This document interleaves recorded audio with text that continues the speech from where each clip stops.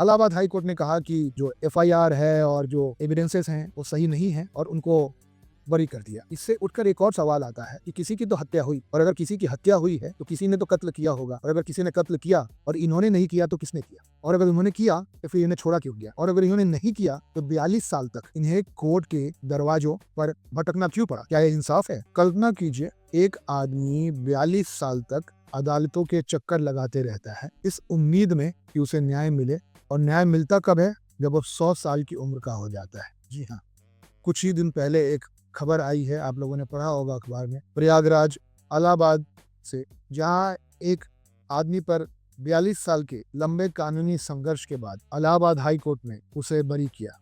अब सवाल ये उठता है कि 42 साल से वो आदमी रोज जब सोता था तो उसे ये पता नहीं था कि कल वो जिंदा रहेगा कि नहीं, क्योंकि सेशंस कोर्ट ने उसे सजाए मौत, फांसी दे दी थी। सेशंस कोर्ट के फांसी से लेकर के इलाहाबाद हाई कोर्ट से उसका बरी होना, इस सब के बीच 42 साल लगा। आप 42 साल तक इस डर में जी रहे हैं कि आपको कभी भी फांसी हो सकती है और आप कल जीवित बचेंगे ही नहीं।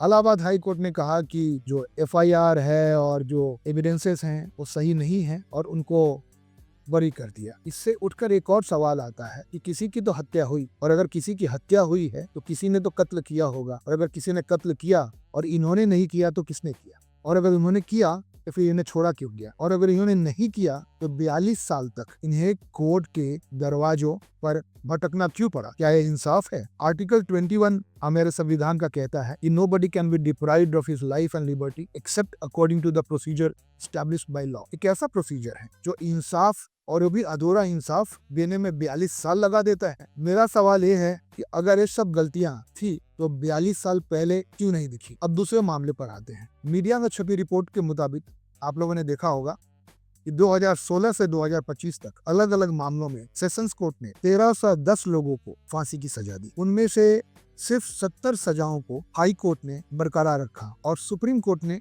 एक भी फांसी की सजा को बरकरार नहीं रखा।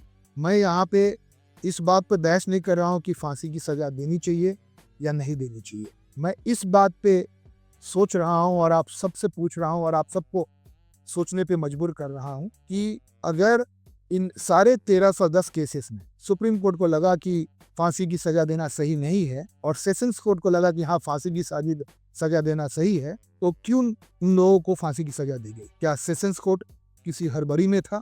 क्या सेशंस कोर्ट कुछ पॉइंट प्रूफ करना चाहता था? अगर मौत की सजा रेयरेस्ट ऑफ रेयर है तो निचली अदालत में इतनी आसानी से क्यों दी जा रही है? यह डेथ पेनल्टी के पक्ष या विपक्ष की बात नहीं है, एक क्वालिटी ऑफ क्रिमिनल जस्टिस की बात है कि क्या क्रिमिनल जस्टिस सिस्टम हमारे देश में वाकई में चरमरा गया है कि खत्म हो गया है। इन दोनों मामलों को लेकर मेरे 3 सवाल हैं। अगर अपीलें दशकों तक लंबित रहें तो स्पीडी जस्टिस क्या कागजी है?